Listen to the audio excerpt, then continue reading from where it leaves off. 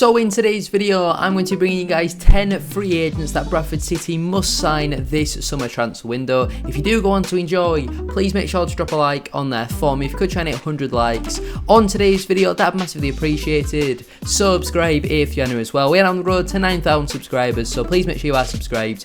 If you haven't already, with that post notification bell on, it's free to do so, and it does massively help out. Get your thoughts in as well down in the comment section down below. Let me know down below how many of these players would you want your club to sign as well, and also Bradford City fans, let me know down below any further players that you think we should be looking at recruiting this summer. Now, for the sake of clarity, a free agent is someone whose contract is set to expire this summer. Obviously, some clubs have already put out their return list, and some of these have officially been confirmed already to be leaving their football clubs, and others are potentially in negotiations with their club. Others have a clause in their contract which would allow the club to trigger it for a further season. But on the whole, as of right now, at the time of recording, all of these players' contracts are set to expire this summer. Let's waste no further time. Make sure to drop a like on there for me and subscribe to the channel as well if you are new, and let's get into it. Starting out then with player number 1, and that is Bristol Rovers right back James Gibbons. Now, it has actually already been confirmed that he will be leaving the football club. Bristol Rovers have confirmed that they will not be renewing his contract when it does expire this summer. He spent the second half of this season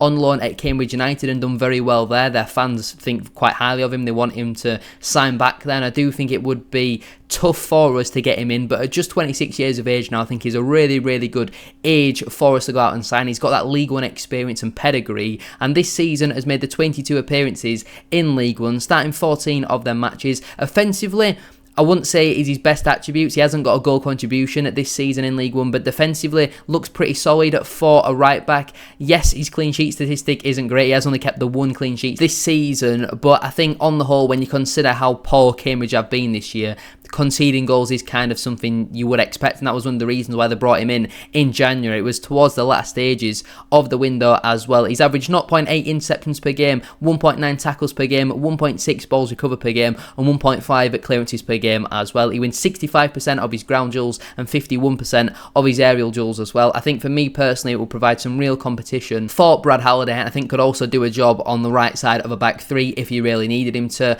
And I just feel like as a more defensive option, I feel like he could be a very solid addition for us. He's not one out of all these players that I think we absolutely need to go out and chuck everything at and try and really get him in, but I think there's not many good free agent right backs available, and you're not going to find someone who's really on Brad Halliday's standards for similar sort of money or age. You know, whatever you look at in terms of trying to get someone like Brad Halliday, there is going to be something that draws him back. In terms of James Gibbons, it's probably that attacking output, but defensively I think he's really solid, and like I say, he's got that League One experience available on a free transfer, so I'd certainly be looking to get him in.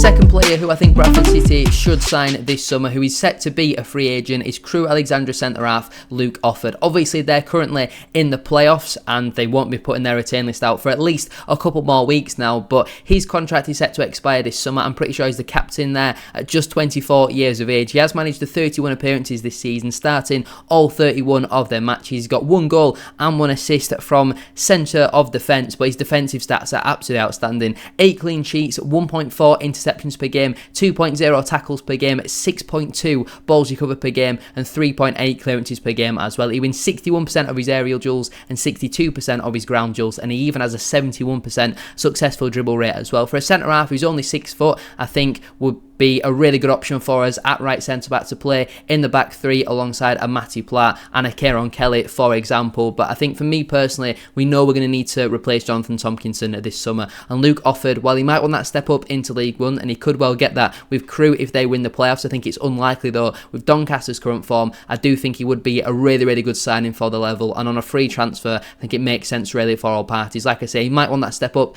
into League One, but if we can convince him to give him, you know, a 3-year contract at just 24 years of age, I think this would be a really good signing, and it's exactly the type of profile that we need to be bringing into the football club as well. So Luke Offord for me, I think we need to get him in.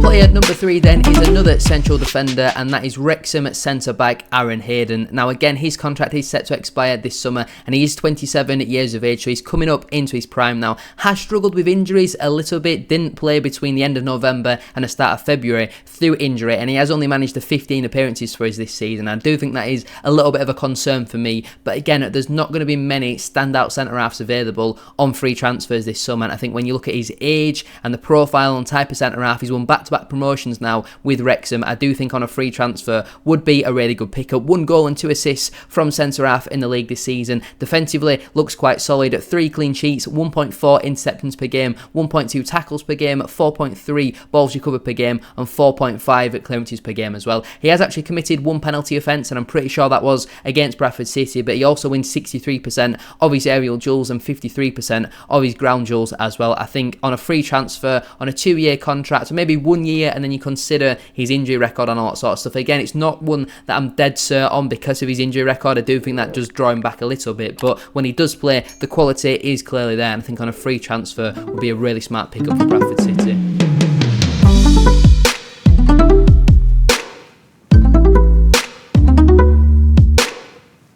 Player number 4 plays in a position that I definitely think we need to improve in this summer, and that is obviously left wing back. And I've gone with Crawley Town's Nick Tesaralua.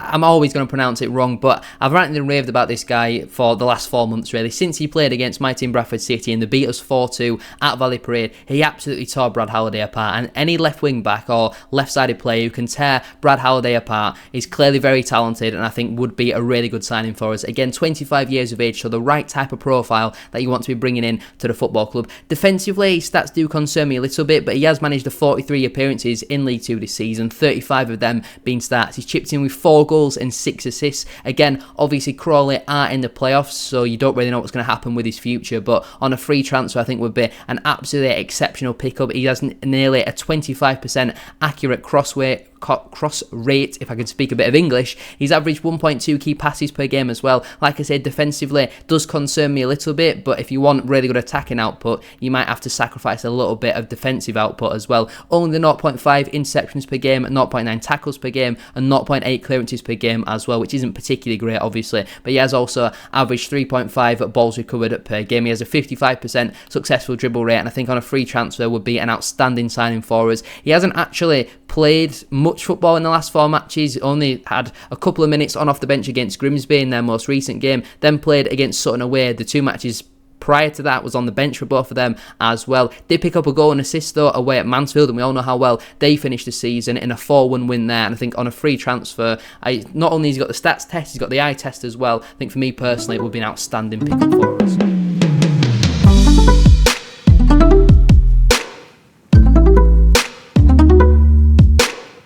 Sticking in the same position then, and another player whose second name is quite hard to pronounce, I have gone with Crewe Alexandra left wing back Rio Adebisi. Again, I'm not really too sure, but either way, a very, very talented footballer, and I think for me personally, I would suggest Adebisi more than Tesaralua.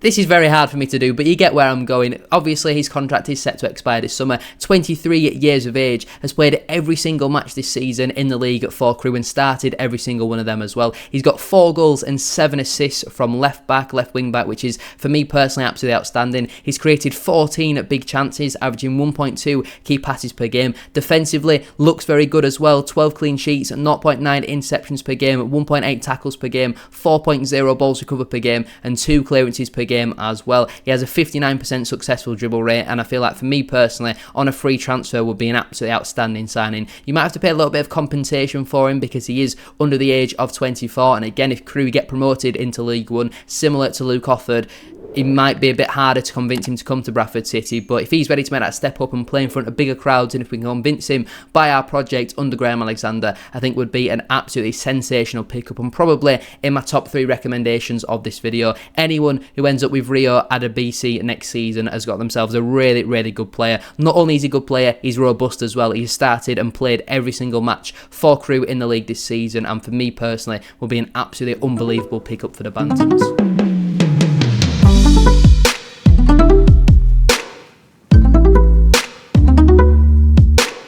Halfway through today's today's video then. If you are enjoying it, please make sure to drop a like on there for me. Like I said at the start, we are looking for 100 likes on today's video, and don't forget to subscribe as well if you are new. Moving on then to my 6th suggestion of today's video is Stockport County holding midfielder Ryan Crosdale. Now, I think Stockport fans would probably expect Crosdale to stay around for another year. Now they've got that promotion though into League One, there is maybe doubts and questions over whether he's going to be able to make that step up into that division, and how much game time is he really going to get. Just the 27 league starts for him this season, while he did play 36 matches in total. He is also now 29 years of age, and for me personally, I think will provide some real competition for Richie Smallwood. While we've got Kevin McDonald, who can currently do that, they're very different types of players, and I feel like Crosdale is much more similar to Richie Smallwood, and he's very good out of possession. He has actually scored the 2 goals this season for Stockport and chipped in with 1 assist, but defensively, his stats are brilliant. 1.2 interceptions per game, 1.8 tackles per game, 5 balls recovered per game, and 1.3 clearances per game as well. He wins 57% of his ground duels and 48% of his aerial duels. Obviously, we know that Smallwood doesn't really pick up injuries. I don't think he's had an injury while playing for Bradford City, but he picks up quite a lot of yellow cards, and I do see him picking up a couple of suspensions next campaign. And then you look at the drop-off in quality in terms of out of possession between Smallwood and McDonald. They're completely different types of players. McDonald was brought in for a possession-based side. We're now not that, and he can't even find himself on the bench. And he's also very injury-prone, is Kevin McDonald. So for me personally, on a free transfer, on a 1-year deal maybe for Ryan Crosdale, potentially 2 years, because I think at 29 years of age, he is now in his prime. I feel like on a free transfer would be a smart pickup for us. Not one that I'm desperate to get in, because Smallwood is very robust, and I feel like will probably be the starter for us. But Crosdale, I think, could certainly provide some real competition in there, and has been very key for Stockport over the last couple of seasons. So for me personally, I think would be a good signing.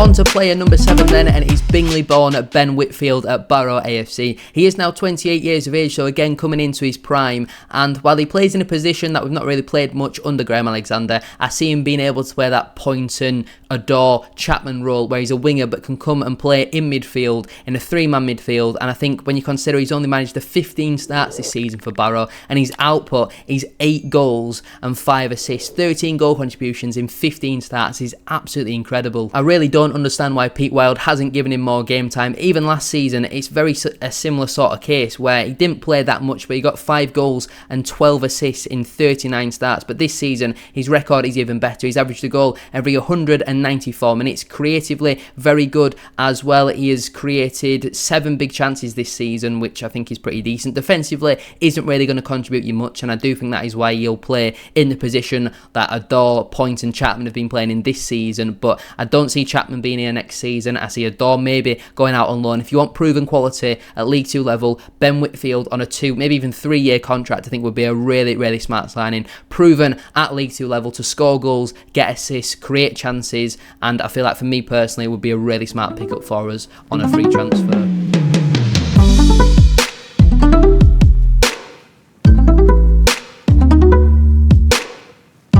To player number 8 then, and my main recommendation from today's video, a player the club absolutely have to be aware of surely. It's none other than MK Dons attacking midfielder Dan Kemp. His season this year has been absolutely outstanding. Again, robust, has played in every match this season, whether that be for Swindon at the start of the campaign or MK Dons in the second part of the season. He has played the 46 matches, starting 39 of them. My only slight question about this is, if you think back to the summer, it was Graham Alexander who loaned him out from MK Dons, and again, similar to Ben Whitfield, would play in that Bobby Poynton, Harry Chapman, Clark Adore type role, where in a 3-man midfield, I think while he might not bring you much defensively, 17 goals and 11 assists in 39 starts is numbers you simply cannot look up from. We haven't had a goal scoring midfielder in years. We looked like we had it with Patterson, then he's injured. Jamie Walker, very good when he's available, only available for half a season. Dan Kemp though is the complete opposite, a really, really good set piece taker as well, and for me personally, if we don't at least try and sign Dan Kemp, it would be criminal. He's going to have a lot of offers from League 2 and also League 1. MK Dons fans don't really seem to rate him much, and I think obviously Jake Young might be able to get in his ear and convince him a little bit more. Agent Young can hopefully get on the phone to him, but Obviously, his season has been outstanding. He's scored a goal every 199 minutes at this level. He's missed 7 big chances, but then at the same time has also created 15 big chances this season, averaging 1.7 key passes per game. It would be an absolutely incredible signing if we can get Dan Kemp in. And again, 25 years of age, exactly the type of profile that we need to be signing. I think on a free transfer will be an outstanding pickup for the football club.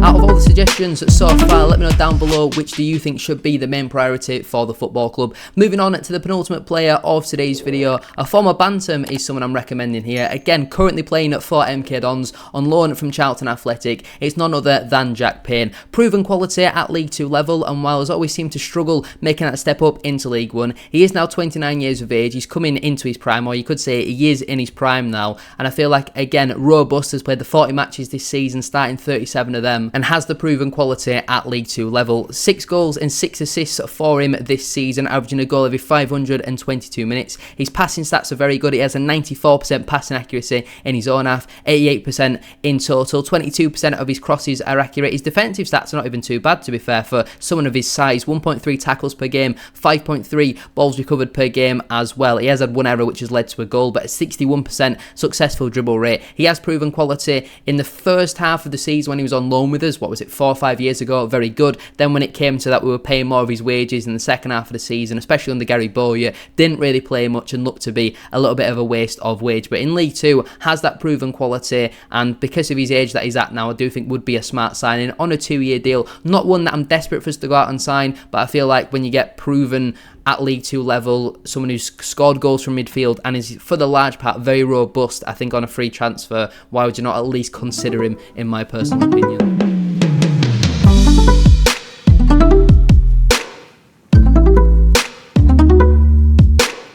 And the final player then of today's video is none other than Shrewsbury Town striker Dan Udoh. Again, 27 years of age, so in that right type of profile that you want to be recruiting in, and a proven League 1 goal scorer. You look at the strikers that we've currently got, there's a lot of them. There's probably about 6 that you would consider for first team football next season. I expect 2 of them to be departing, so that gives you 4. And then I feel like if you sign someone of Dan Udoh's quality, he's probably going to be wanting to start, but you can never really complain about having too many good options. And on a free transfer, again, going to have a lot of offers and competition for him, and I do think Shrewsbury will massively miss him next campaign. I don't expect to see him stay there, but would be a perfect signing for Bradford City. Again, played 40 games this season, starting 38 of them, so very robust. Has scored 10 goals in a really, really poor Shrewsbury side. Scored in his last 3 matches of the campaign, averaging a goal every 333 minutes. He has missed 5 big chances and only has an 11% goal conversion rate, but the amount of goals that he has scored in League 1, I just think you can't sniff at that. 3 assists in there as well. Like I say, 10 goals in 38 starts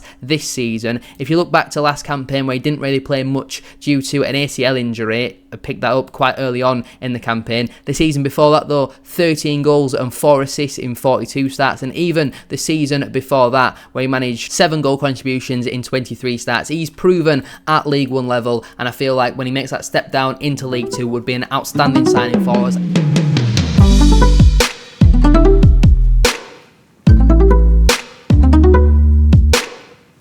I do think this one is probably the most unrealistic of them all, but you look at some of the options on there. If Bradford City managed to get half of them over the line, our squad would be considerably better. I do think the main positions that we need to improve in, for me personally, are definitely a left wing back. We could also do with some competition for Brad Halliday over on the other side. We definitely need to get another centre half in as well and move a couple on. Obviously, you can't say no to another midfielder, and when can you ever have too many strikers? So let me know down below, what are your thoughts on my list? There is 10 free agents Bradford City must sign this summer transfer window. If you have enjoyed, please make sure to drop a like on there for me. If you could try and hit 100 likes. As I said at the start of today's video, that would be massively appreciated. Subscribe if you're new as well. We are on the road to 9,000 subscribers, so please make sure you are subscribed. If you haven't already, with that post notification bell on, it's free to do so, and it does massively help out. Get your thoughts in as well down in the comment section down below. Out of all these players, which one do you think is the main priority for Bradford City? And if you don't support Bradford City, how many of these players would you like to see your club sign? Thank you all for watching. Have a great rest of your day, and I'll see you very soon for another one.